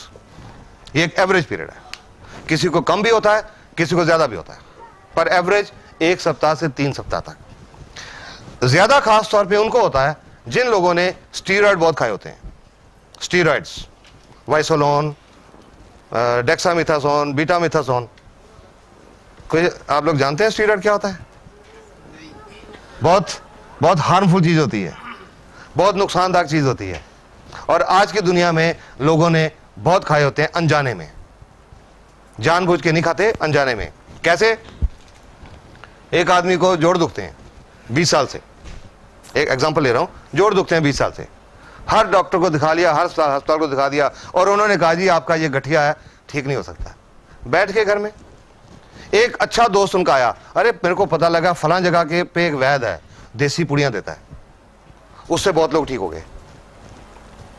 तो आदमी जाता है उनके साथ, वो वैद्य जी देख के ये लो जी महीने की पुड़ियां ले जाओ। वो दो दिन पुड़ियां खाते हैं, दर्द बिल्कुल ठीक हो जाता है। वैद्य जी की बल्ले बल्ले हो जाती है, ढंडोरा पिट जा रहे, बहुत बढ़िया वैद्य है। 30 दिन वो पुड़ियां खाई, बिल्कुल ठीक रहे, कोई प्रॉब्लम नहीं। उसके बाद छोड़ दी पुड़ियां, और 72 घंटे के बाद, 3 दिन के बाद दर्द पहले से ज्यादा बढ़ गया। फिर वापस गए वैद्य जी के पास, उन्होंने फिर महीने की पुड़ियां दी, महीना ठीक रहे, जब छोड़ी 3 दिन के बाद फिर दर्द बढ़ गया, फिर पुड़ियां ली और वो पुड़ियां फिर चलती रही। और अंत में क्या हुआ, वो बात होती है कि मैं कंबल छोड़ना चाहता हूं, कंबल मुझे नहीं छोड़ता, वो शरीर को लग जाती हैं, उनमें स्टीरॉइड्स होते हैं, शरीर को लग जाए उसके बिना फिर शरीर चलता नहीं। और ये जो स्टीरॉइड हैं ये सफेद मोतियां पैदा करते हैं, कैटरेक्ट, पेट में अल्सर पैदा करते हैं और गुर्दे फेल हो रहे हैं। जब से अब गैनोडर्मा का काम शुरू किया, मेरे पास किडनी फेलियर के बहुत पेशेंट आ रहे हैं और मैं समझता हूं, और उनकी मैं हिस्ट्री में गया तो मुझे लगा उनसे ज्यादातर लोगों ने कुछ देसी पुड़ियां खाई हुई थी, गुर्दे फेल हो जाते हैं। तो जिन्होंने ये स्टीरॉइड खाए होते हैं उनका एलमेंट रिफ्लेक्शन पीरियड थोड़ा ज्यादा हो जाता है, पर ठीक हो जाते हैं। हर एक को शुरू में मैं यही राय देता हूं, किसी को गैनोडर्मा की ट्रीटमेंट जब शुरू करें तो जिससे भी आप ले रहे हैं उससे यह पूछिए कि मेरे को ये प्रॉब्लम है, ये बीमारी है, मेरे को क्या निशानी आएंगी, सो दैट आप उसके लिए मेंटली प्रिपेयर्ड हो। कई लोग मेरे को ये भी कहते हैं जी उनको बता दिया पहले कि गठिया है, आपको दर्द बढ़ेगा, तो वो तो लेगा ही नहीं हमसे। तो मैंने कहा वो बेटर है, बता के आपने बता दिया कि दर्द बढ़ेगा, ये अच्छी निशानी है, वो कहे मैंने नहीं लेनी, वो बेटर है, इसकी बजाय कि आप उसको नहीं बताओ, 15-20 दिन का दर्द बहुत ज्यादा हो जाए तो वो आपको भी ब्लेम करे और गैनोडर्मा को भी ब्लेम करे कि इसने तो खराब कर दिया। इट इज बेटर कि पहले से बताओ। तो मैं हर एक को बताता हूं। एक औरत आई थी मेरे पास लगभग 1.5 साल पहले, गठिया था 5-6 साल से, देसी पुड़ियां खा रही थी बहुत देर से, 2-3 साल से देसी पुड़ियां चल रही थी। तो मैंने उनको बोला था आपका ये जो एलमेंट रिफ्लेक्शन है दर्द बढ़ेगा, बाकियों के मुकाबले में ज्यादा बढ़ेगा, ज्यादा देर तक रहेगा, आप इसको टॉलरेट करेंगे तब शुरू करिए। वो जब औरत आई थी, चल के आई थी, लाठी लेके चल रही थी, मुश्किल से चल रही थी, साथ में 2 आदमी उनके रिश्तेदार साइड में चल रहे थे कि अगर कहीं पैर फिसल जाए तो उनको संभाल लें। चल के आई थी, बता दिया एलमेंट रिफ्लेक्शन, ठीक है जी कोई बात नहीं मैं सोऊंगी। 22-23 दिन के बाद वो औरत दोबारा से वापस आई। इस बार वो 2 आदमी उनको उठा के लाए थे, घबरा गए ना सुन के, उठा के लाए थे। पिछली बार तो चल के आई थी, अब उठा के लाए थे। नॉर्मली ऐसा पेशेंट डॉक्टर को आके क्या बोलेगा, और डॉक्टर साहब पहले तो मैं चल लेती थी, आपने ये कह दे दिया तो मैं चलने से रहेगी। नॉर्मली पेशेंट यही कहेगा, पर उसको बताया हुआ था। जब मेरे एग्जामिनेशन टेबल पे लिटाया तो वो औरत पता क्या बोलती है, कहते हैं डॉक्टर साहब इसका मतलब इसका असर शुरू हो गया, क्योंकि पता था उनको असर शुरू हो गया। मैंने उनको एक बात बोली, आपका ये जो पॉजिटिव एटीट्यूड है आप जल्दी ठीक हो जाओगे। और उसके 1.5 महीने के बाद वो कनाडा की फ्लाइट लेके गई, और अब कनाडा से उनको देख के और उनको कनाडा में चलते फिरते देख के कुछ लोग पटियाला पहुंचे, उनको चलते फिरते देख के। She is a mobile model, she is a walking publicity for Ganoderma. DXN को कोई टीवी के ऊपर इश्तेहार देने की जरूरत नहीं पड़ती, अखबारों में इश्तेहार देने की जरूरत नहीं पड़ती, चलते फिरते लोग ही एडवर्टाइजमेंट है। सॉरी, ये इंपॉर्टेंट चीज है समझना, एलमेंट रिफ्लेक्शन, इससे घबराना नहीं है, it's a good sign. Ganoderma has started working. इस दौरान जैसे मैंने जोड़ों के दर्द बताया, अगर दर्द ज्यादा हो गया कोई पेन किलर खा सकते हैं, नो प्रॉब्लम, उसको कम करने के लिए कोई पेन किलर ले सकते हैं। शुगर की प्रॉब्लम है, लेवल नॉर्मली तो 10-15% बढ़ता है, पर अगर किसी का एवरेज 1-2% लोगों का, किसी का ज्यादा भी बढ़ गया, तो अगर इंसुलिन के 20 यूनिट लग रहे हैं, कुछ दिनों के लिए 25 कर दें, नो प्रॉब्लम। दमे की प्रॉब्लम है, जब बलगम निकलेगी, अगर कहीं सांस की प्रॉब्लम ज्यादा आ जाए तो डेरिफ्लिन का टीका लगवाना पड़े, लगवा लें, नो प्रॉब्लम। पंप लेना पड़े, ले लें, no problem. But RGGL should be continued, क्योंकि ये काम कर रही है, ये बंद नहीं करी। टेम्परेरी मेजर कोई ले सकते हैं, बट इसको काम करने दीजिए, इट इज वर्किंग। जब सारी सेल साफ हो जाती हैं, एलमेंट रिफ्लेक्शन खत्म हो जाते हैं, तीसरा काम शुरू होता है। उसके बाद तीसरा काम शुरू होता है गैनोडर्मा का, रेगुलेशन। सेल के अंदर जो बिजली की क्रिया और जो रासायनिक क्रिया डिस्टर्ब्ड है, उसको गैनोडर्मा बैलेंस करती है। जो सेल ओवर एक्टिविटी कर रही हैं उनको कम करती है, जो अंडर एक्टिविटी कर रही हैं उनको एक्टिवेट करती है। It balances the body cells, bio electric and biochemical function. और जब उनका फंक्शन बैलेंस हो जाता है, जो बॉडी की सेल्स हैं वो नॉर्मल काम करने लग जाती हैं। जब सेल नॉर्मल काम करने लग जाती हैं, स्कैनिंग होकर सेल ढूंढ ली गई, उसके अंदर जो टॉक्सिन्स है, हार्मफुल मटेरियल्स, केमिकल्स, वो साफ कर दिए गए। सेल की फंक्शनिंग बैलेंस हो गई, सेल नॉर्मल हो गई, नॉर्मल फंक्शन करना शुरू कर दिया। तो जिस ऑर्गन की वो सेल हैं, उस ऑर्गन की बीमारी ठीक होनी शुरू हो जाती है। चाहे वो लिवर की सेल हैं, चाहे वो दिल की सेल हैं, चाहे गुर्दे की हैं, चाहे पेट की हैं, चाहे आंख की हैं, चाहे चमड़ी की हैं, उस अंग की बीमारी ठीक होनी शुरू हो जाती है। चौथा काम शुरू होता है building phase, reconstruction of the damage cells. जब सेल ने नॉर्मल काम करना शुरू कर दिया तो सेल्फ रिपेयर स्टार्ट होती है, सेल अपने आप को रिपेयर करना शुरू करती है, रिकंस्ट्रक्शन। और उसके बाद रीजेनरेशन। जो सेल्स हमारे शरीर में सोई पड़ी हैं, सुस्त पड़ी हैं, not working up to the mark, उनको गैनोडर्मा एक्टिवेट करती है, रीजेनरेट करती है, पुनरुत्पत्ति करती है। और ये जब 5 प्रोसेस पूरी हो जाती हैं, 100% हमारे शरीर की सेल नॉर्मल हो जाती हैं, जो नेचुरल वे में काम करने लग जाती हैं। और जब 100% नॉर्मल हो जाती हैं, काम करने लग जाती हैं, तो हमारे शरीर का सोया हुआ डॉक्टर जाग पड़ता है। Immune system becomes functional, fully functional. और जब वो इम्यून सिस्टम फंक्शनल होता है, सोया हुआ डॉक्टर जाग जाता है, और वो अंदर का डॉक्टर बीमारियां ठीक करता है। Because human body is the best doctor in the world. Ganoderma किसी बीमारी को ठीक नहीं करती, ये किसी बीमारी की दवाई नहीं है, ये तो हमारे अंदर के सोए हुए डॉक्टर को जगाने का एक टॉनिक है। It is a health tonic, not a medicine. हमारे शरीर के बिगड़े हुए सिस्टम को ठीक करती है, बीमारियां अपने आप ठीक हो जाती हैं। हर चीज का एक रेंज है। स्कैनिंग 1 दिन से लेकर 30 दिन तक, कितना टाइम लगेगा डिपेंड करेगा कितनी सेल खराब है।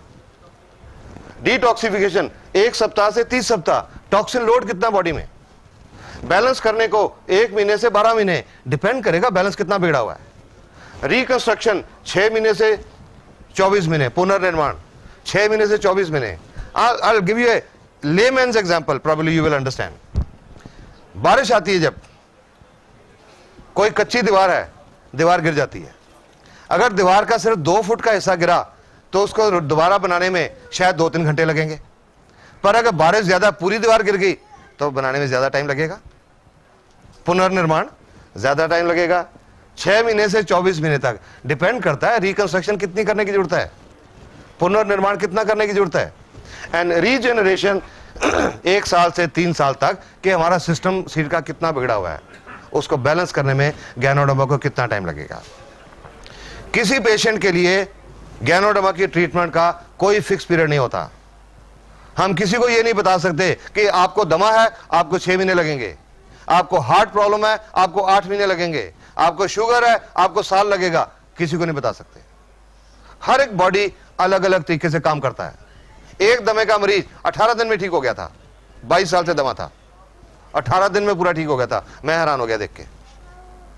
और एक और दमे की पेशेंट आई थी मेरे पास, 4 साल से दमा था, उनको 7 महीने लगे थे। बॉडी कैसे रिस्पॉन्ड करता है, हर चीज के प्रति हमारे शरीर का रिस्पॉन्स क्या है, उस पर डिपेंड करेगा कि टाइम कितना लगता है। एवरेज जो पीरियड है ज्यादातर बीमारियों का, आप 3 साल का जो एक्सपीरियंस है, 6-7 हजार जो पेशेंट देख चुका हूं, मेरा जो एक्सपीरियंस है, ज्यादातर बीमारियों के लिए 6 महीने से 12 महीने का टाइम लगता है। ज्यादातर 60 to 70% 6 महीने से 12 महीने में ठीक हो जाती है।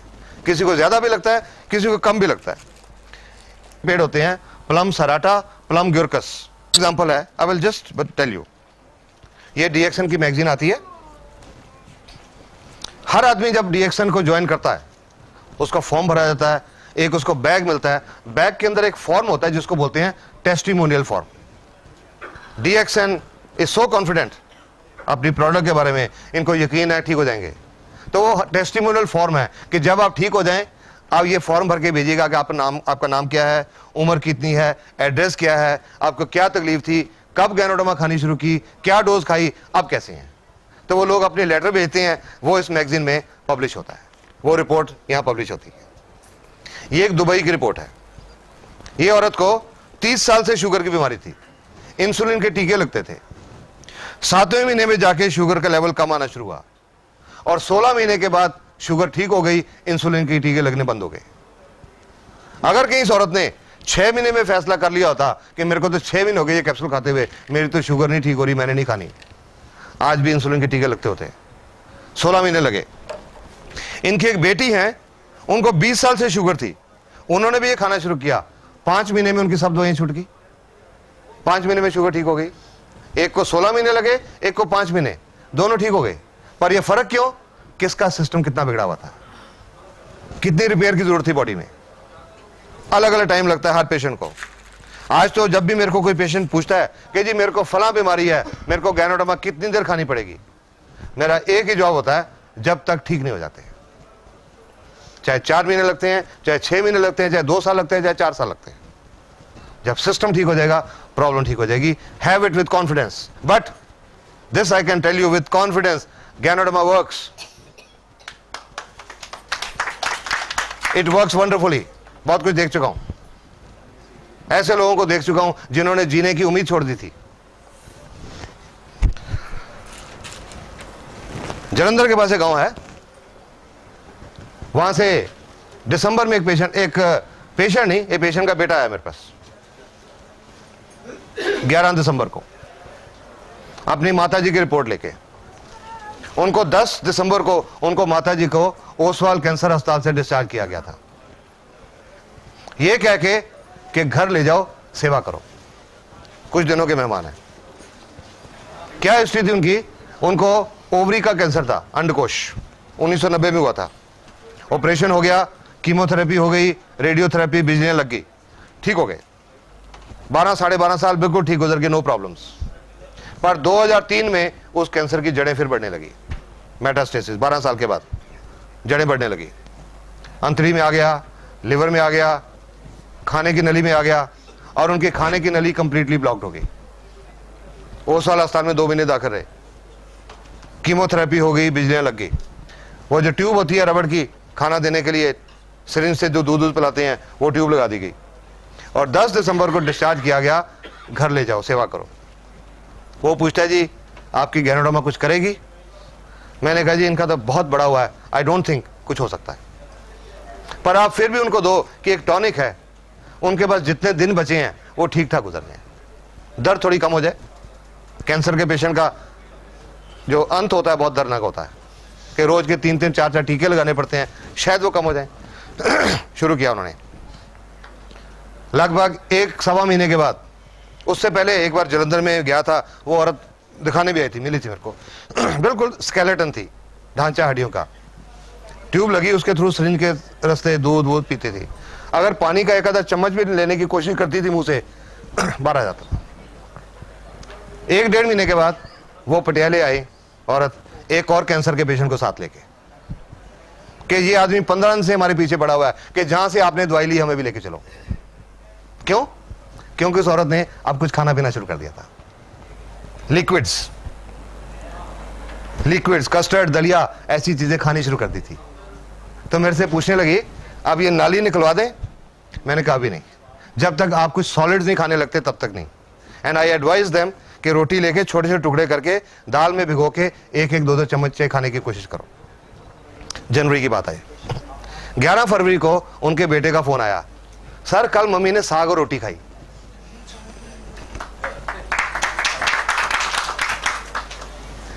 इंसिडेंटली मुझे 13 फरवरी को जलंधर जाना था एक शादी अटेंड करने। I felt so happy. मैंने उसको कहा अपने गांव का रास्ता बताओ, मैं तुम्हारे गांव में आना चाहता हूं। और उनके गांव में गया। उस औरत की एक सिस्टर कनाडा से आई थी लास्ट टाइम उनको मिलने के लिए। उनकी एक ननद न्यूयॉर्क से आई थी उनको लास्ट टाइम मिलने के लिए। और अब वो देख रहे हैं अब तो गुरपाल कौर शहर में घूम रही हैं। उन्होंने उस गुरुद्वारे में एक अखंड पाठ कराया। 27 फरवरी को बुलाया गया मेरे को, और जो रिस्पेक्ट मिली वो पहले 30 साल के मेडिकल करियर में नहीं मिली थी।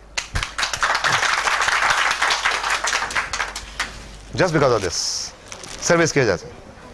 वही आदमी हूं, वही डॉक्टर हूं जो आज से 3-3.25 साल पहले था, वही MBBS डॉक्टर। फर्क क्या है, आज ये गैनोडर्मा की साथ में जुड़ गई और इसको अच्छी तरह समझा, लोगों को बताया। वो मैंने सिर्फ वही किया और कुछ नहीं किया। किसी के घर में दरवाजा खटका के ये देने नहीं गया भाई तुमको शुगर है ये लो, तुमके गुर्दे फेल हैं ये लो, किसी को देने नहीं गया। इंफॉर्मेशन देता रहा, जिसको अच्छा लगा अपनाया, विश्वास किया अपनाया, और कई लोगों की जिंदगी बदलती चली गई। जलंधर में एक और आदमी है, उनको सितंबर 2002 में ओसवाल कैंसर अस्पताल ने बोला था 2-3 महीने के मेहमान, और आज 2.5 साल हो चुके हैं वो कैप्टन राजेंद्र सिंह एक हेल्दी लाइफ जी रहे हैं। No cancer now. Repeatedly Oswal अस्पताल उनको रिपोर्ट दे चुका है आपके अंदर कैंसर नहीं है, and he is living a healthy life. दिसंबर में राजीव गांधी कैंसर अस्पताल से एक पेशेंट को डिस्चार्ज किया गया, पटियाला में रहते हैं वो, ब्रेन ट्यूमर। वो आदमी सेमी कॉन्शियस था, मिडिल एज आदमी, अराउंड 60-62 साल, सेमी कॉन्शियस, बिस्तर पे पड़े हैं, कुछ खाना पीना नहीं, चम्मच से थोड़ा बहुत खिला दिया, जो पेशाब वगैरह सब बिस्तर के ऊपर, कोई होश नहीं। उनके बेटों को बताया भगवान का नाम लेके ट्राई करो, और आज वो आदमी सुबह शाम मंदिर जाते हैं। राजीव गांधी कैंसर अस्पताल बोला था कुछ दिनों के मेहमान हैं, अभी 3.5 महीने हो चुके हैं, वो मंदिर जाते हैं और घर के सारे काम करते हैं। This is what Ganoderma is doing. You got to understand it, you got to understand Ganoderma. जब ये सारा फेज पूरा हो जाएगा, बीमारियां अंदर अपने आप ठीक हो जाएंगी। You don't have to bother कि मेरे को फलानी बीमारी है, गैनोडर्मा को काम करने दो, ये ढूंढेगी सब कुछ जाके, इट विल क्लियर एवरीथिंग। ये जो मैं आपको एलमेंट रिफ्लेक्शन बता रहा था, लिवर की प्रॉब्लम है तो लाल आंखें होती हैं, गुर्दे की कोई प्रॉब्लम है तो ब्लॉक ईयर होते हैं, फेफड़े की कोई प्रॉब्लम है तो बलगम आती है या उल्टी आती है, कोई ब्लड सर्कुलेशन की कोई प्रॉब्लम है, ब्लड सर्कुलेशन की कोई प्रॉब्लम है तो थोड़ी नमनेस, जैसे टांगे सोई हुई महसूस होती हैं। अगर एलमेंट रिफ्लेक्शन अगर ज्यादा हो जाए, अगर तंग करे, डोज थोड़ी देर के लिए कम कर दें या उसके लिए कोई सिम्टोमेटिक ट्रीटमेंट ले लें, but continue ganoderma, let it do it's job. Ganoderma does not cure any disease directly, but it helps the body to handle it. Ganoderma is health specific and not disease or symptom specific. जब ganoderma की treatment शुरू करनी है किसी भी बीमारी के लिए, मरीज जो भी दवाइयां खा रहा है, चाहे एलोपैथिक, चाहे होम्योपैथिक, चाहे आयुर्वेदिक, वो शुरू में साथ में चलेंगी, वो एकदम से बंद नहीं करनी।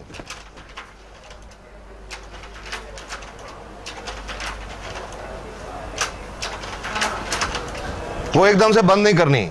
जब स्कैनिंग हो जाएगी, जब डिटॉक्सिफिकेशन हो जाएगी, जब सेल्स बैलेंस हो जाएंगी, बीमारी की जड़ ठीक हो जाएगी, तब बीमारी ठीक होने लगेगी, उस समय वो दवाइयां बंद होनी शुरू होंगी। आफ्टर दिस फेज 1 महीने में बंद होती हैं, 4 महीने में बंद होती हैं, साल में बंद होती हैं, 1.5 साल में बंद होती हैं, वो किसी को नहीं बता सकते।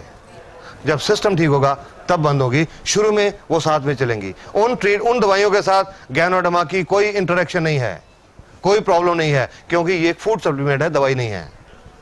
It is a health tonic. अब इसकी आपको डोज बताऊं मैं।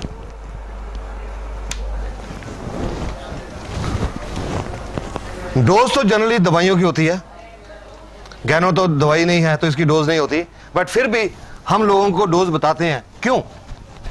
कि अगर किसी का इम्यून सिस्टम कम डिस्टर्ब्ड है तो कम डोज पे आराम आ जाएगा, अगर ज्यादा डिस्टर्ब्ड है, ज्यादा प्रॉब्लम है, तो ज्यादा टाइम लगेगा, ज्यादा डोज लेनी पड़ेगी और ज्यादा टाइम लगेगा। इम्यून सिस्टम कितना डिस्टर्ब्ड है इसको मेजर करने का कोई दुनिया में आज तक पैमाना नहीं बना। हमको नहीं पता कि किसका सिस्टम कितना डिस्टर्ब्ड है, सो हर एक को हम एक कम से कम डोज से स्टार्ट करते हैं। एक कैप्सूल आरजी और एक कैप्सूल जीएल, इन दोनों को मिला के बोलते हैं एक पेयर, 1 पेयर। एक कैप्सूल दोनों शीशियों में से, एक आरजी एक जीएल, एक पेयर। मॉर्निंग, आफ्टरनून, नाइट, सुबह दोपहर शाम। पहले हफ्ते एक पेयर सुबह के टाइम, दोपहर को नहीं, रात को नहीं, एक पेयर सुबह के टाइम, प्रेफरेबली खाना खाने से पहले, खाना खाने से आधा घंटा पौना घंटा पहले प्रेफरेबली। पर अगर किसी को पेट में गैस की प्रॉब्लम है, पेट में तेजाब बनता है, पेट में अल्सर है, दमा है या मिर्गी है, उन्होंने खाली पेट नहीं लेना, उन्होंने खाना खाने के इमीडिएटली बाद, एकदम बाद, पहले हफ्ते एक पेयर डेली रोजाना, दूसरे हफ्ते में एक पेयर सुबह, एक पेयर रात को। तीसरे हफ्ते में एक पेयर सुबह, एक दोपहर, एक रात को। चौथे हफ्ते में 2 पेयर सुबह, 2 रात को। पांचवें हफ्ते में 2 पेयर सुबह, 2 दोपहर, 2 रात को। इस तरह हफ्ते हफ्ते में एक एक या 2 पेयर बढ़ाते हैं। जब देखने वाले जहां तक देखते हैं अपने दिमाग का कैलकुलेटर यूज करना शुरू कर देते हैं।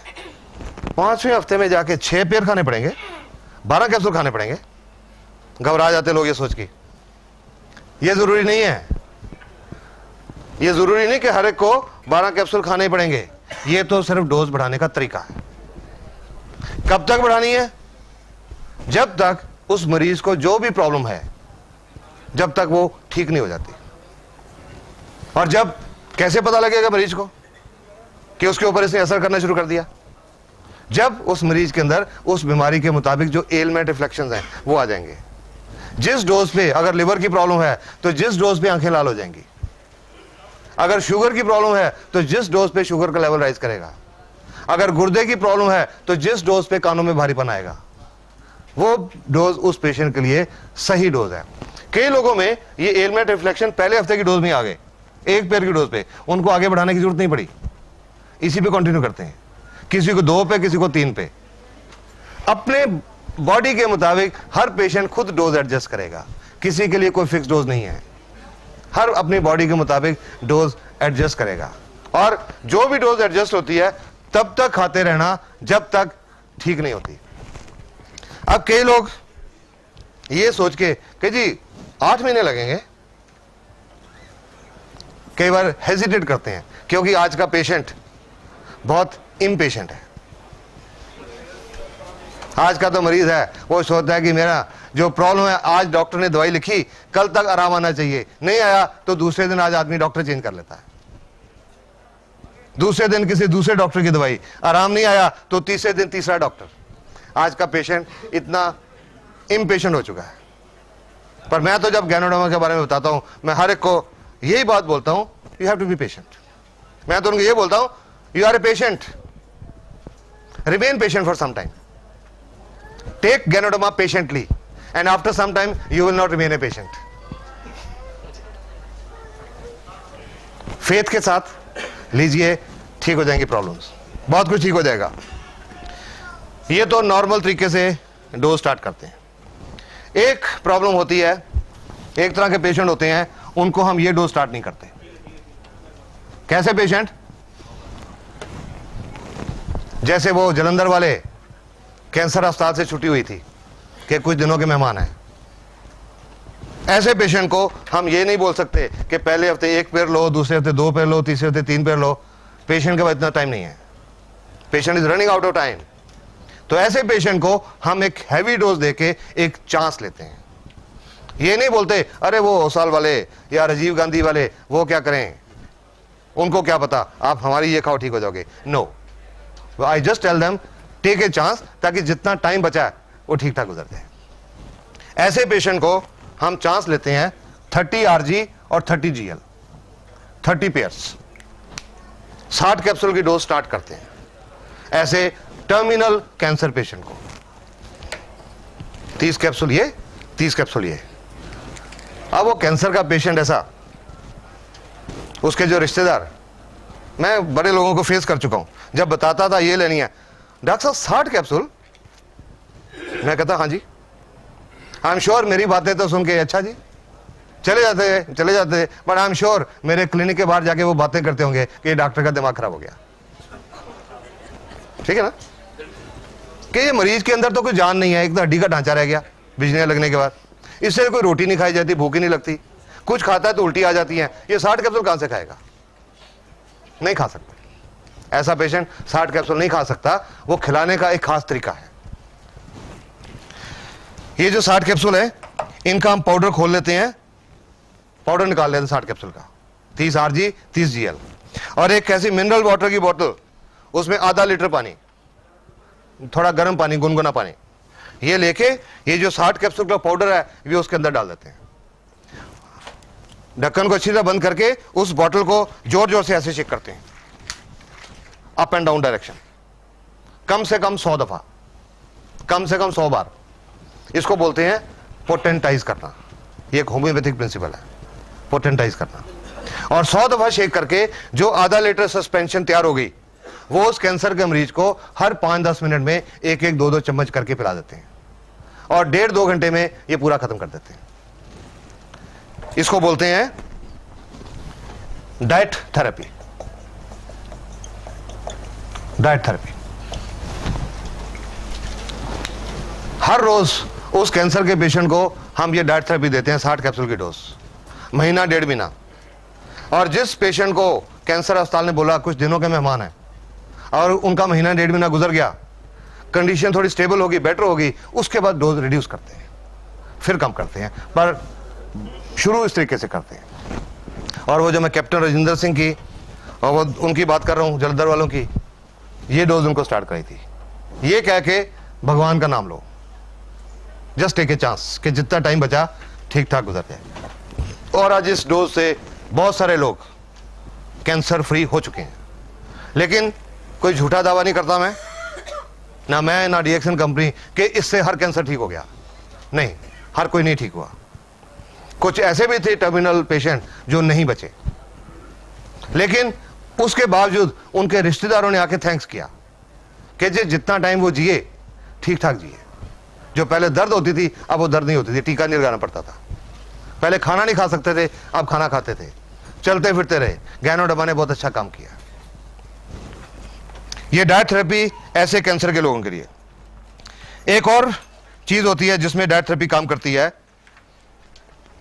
कोई इंसान बहुत हेल्दी है, 130 किलो को हेल्दी कहेंगे क्या? लोग कहते हैं जी वो मेरी फलानी एक मामी है, वो बहुत हेल्दी है। हेल्दी नहीं कहेंगे इसको, बहुत अनहेल्दी है। 125-30 किलो का वजन है। तो जो लोग जल्दी वेट लूज करना चाहते हैं उनको भी डाइट थेरेपी रिकमेंड करते हैं। ये एक पेशेंट की रिपोर्ट है, ये मलेशिया की रिपोर्ट है। ये आप इस आदमी को देखिए, इसका पेट देखिए। इनका वजन था 86.5 किलो, 86.5, और इनकी वेस्ट थी 42 इंचेस। इन्होंने ये डाइट थेरेपी शुरू की और साथ में बोलते हैं कि मैंने दोपहर को हल्का खाना खाया, सुबह शाम सिर्फ फल फ्रूट खाए, पाइनएप्पल, पियर, एप्पल, गुआवा और वाटरमेलन, सिर्फ फल फ्रूट सुबह शाम, और साथ में थोड़ी एक्सरसाइज की। 21 दिन के बाद 13.5 किलो वजन घटा इन 21 डेज, और कमर 42 से 37 inch. Diet therapy. Diet therapy एक और किस्म के लोगों के लिए भी, कोई गठिए का पेशेंट जिसको यह पता लगेगा दर्द बढ़ेगा, अरे नहीं मैं नहीं लूंगा कि दर्द बढ़ जाएगा, उनको डाइट थेरेपी शुरू कराते हैं, क्योंकि इसमें एलमेंट रिफ्लेक्शन कम आते हैं या नहीं आते। ऐसे लोगों को भी डाइट थेरेपी शुरू करते हैं। सब ये जो तैयार करते हैं ये कितने टाइम तक ठीक रहता है? 1.5-2 घंटा बस, उससे ज्यादा नहीं। उससे ज्यादा ये जब हम इससे ऐसे हिलाते हैं ना, इसमें एक बड़ी डायनेमिक पावर पैदा होती है। ये जो क्या होता है, पानी के अंदर कुछ जो पानी के कण होते हैं, इनको बोलते हैं MC, molecular clusters. Molecular clusters, जो पानी, आम पानी का जो साइज होता है मॉलिक्यूल्स का 13 से 15 एमसी पर क्यूबिक मिलीलीटर। जब ये करते हैं वो 13 से 15 की बजाय 2-3 हो जाता है, उनकी एब्जॉर्प्शन सेल में बढ़ जाती है, और 2 घंटे के अंदर वो डायनेमिक पावर रहती है, उसका खत्म हो जाती है। सपोजिंग कोई पेशेंट है, उसने भी आधा पिया, नहीं पिया गया 2 घंटे में, तो 2 घंटे के बाद इसको फिर से हिला लो, फिर 100 बार फिर हिला के फिर से वो पैदा करके फिर 1.5-2 घंटे में खत्म कर दो। ऐसा भी कर सकते हैं, लाइक दैट। 1-1.5 महीना डेली, एवरी डे। सर ये जो पेशेंट है जिसका ओवरवेट था, तो इसको कितना डोज, ये तो हैवी है ना, इसके लिए ये इतना ही डोज देना चाहिए? किसके लिए?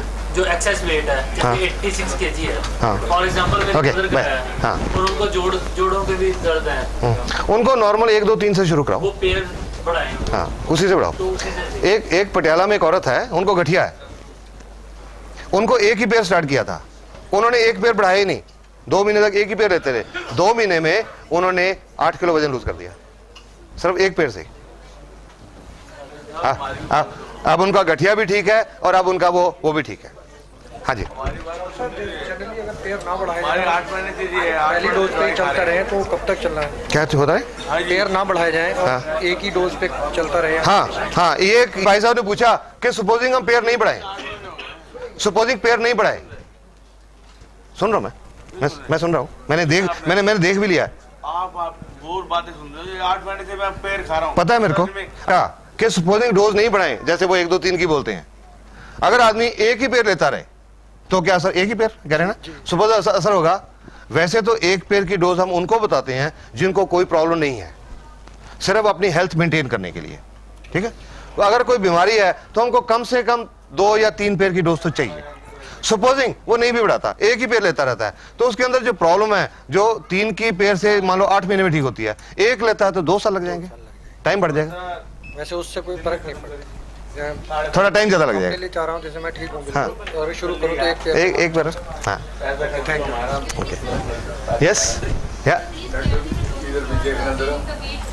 For gaining same way go up to 3 pairs. हाँ जी, yes. How do we believe and why do we believe you that you are not giving us any steroids? Is it approved by any organization?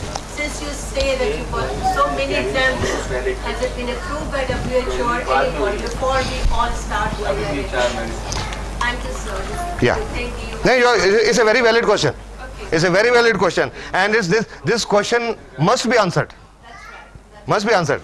Otherwise, we don't want to keep people in the dark. We are layman. Yeah, we don't. Steroid for us. We don't want to keep the people in the dark. Okay. I'll just tell you.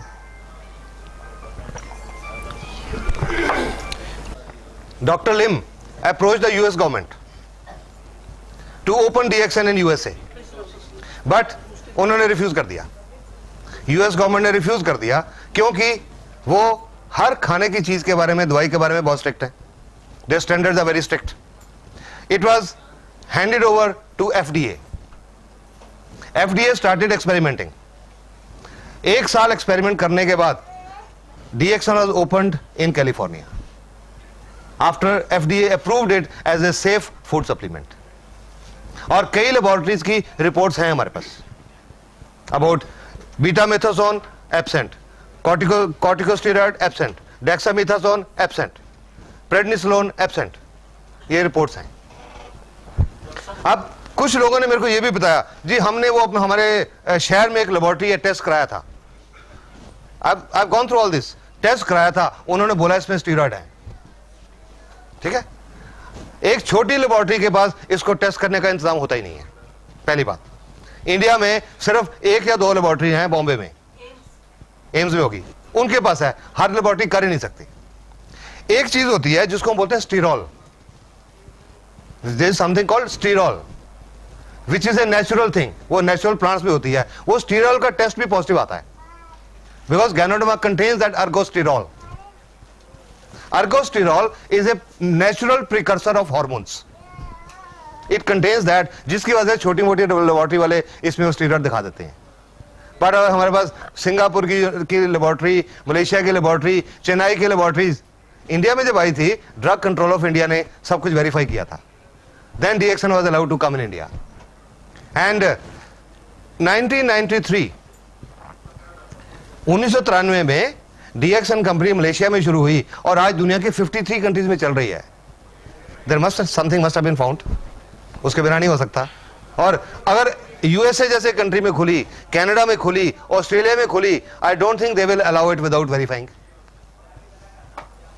चल रही है, you can rest assured. Report चाहिए, बहुत सारी हैं, internet के ऊपर बहुत रिपोर्ट्स अवेलेबल हैं, यू विल फाइंड वन अर्गोस्टीरॉल। कितनी है सर, थोड़ा सा रिपोर्ट आती है। आप एज बताइए मेरे को, एज कितनी है? एज, उम्र? ओके, पहले उनको शुगर की भी प्रॉब्लम थी? प्रॉब्लम उसको एक बार 3-4 साल का था तो फिटनेस का प्रॉब्लम था, तो काफ़ी लंबा इलाज चला था उसका। Doctor Das please, we are answering the questions now. ये क्वेश्चन हो सकता है और भी किसी के काम आएंगे। हाँ सुनिए, ये किडनी पेशेंट के बारे में बात कर रहे हैं, हम एक गुर्दे के पेशेंट की बात कर रहे हैं। सुनिए प्लीज। हाँ, तो वो फिटनेस डायलिसिस का इलाज चला था 6-7 साल।